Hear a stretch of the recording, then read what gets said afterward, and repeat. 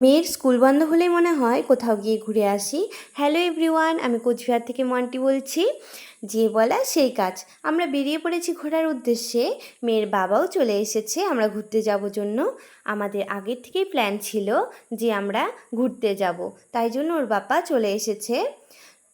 ওর পাপা যেদিন এসেছে তার পরের দিনই আমরা বেরিয়ে পড়েছি ঘোরার উদ্দেশ্যে।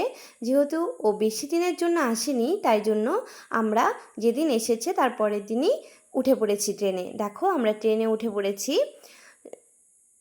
ট্রেনে উঠে আমি মেয়েকে বলছি যে পাপা একটা ভিডিও করে দে তো। ও ভিডিও করে দিচ্ছে। যেহেতু আমার মেয়ে এখন একটু বড় হয়েছে, ও ভিডিও করতে পারে, তাই জন্য ওকেই ভিডিওটা করতে দিয়েছি। আর বলছি পাপা দেখো, তুমি সব চারপাশটা দেখো।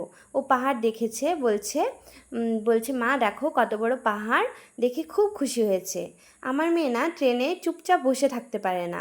ও এই সিট থেকে ওই সিট, ওই সিট থেকে ওপরে, ওপরের থেকে নিচে, এগুলোই করে। তারপরে ওর পাপা দেখো ওকে কোলে বসিয়ে রেখেছে আর বলছে দেখো তুমি চারপাশটা দেখো কেমন লাগে।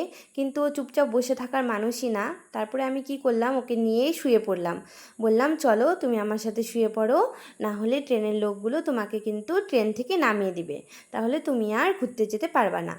তারপরে ও আমার সাথে শুয়ে শুয়ে দেখো ভিডিও করছে। ফোনটা যদি দেই তাহলে ও চুপচাপ শুয়ে থাকে, আর ফোনটা ওর হাতে না থাকলে তাহলে দুষ্টুমি শুরু করে দেয়।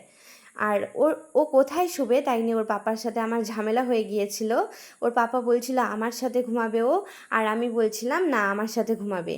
ওর পাপার সাথে ওর পাপা যেহেতু মেয়েকে সবসময় কাছে পায় না, তাই জন্য যখন বাড়িতে আসে তখন ওর পাপা মেয়েকে ছাড়তে চায় না, সব সময় ওকে নিয়ে থাকতে চায়। কিন্তু আমার মেয়ে তো দুষ্টুমি করে, তাই জন্য আমি ওকে বললাম না তুমি আমার সাথে থাকো। আজ এই অবধি, টাটা।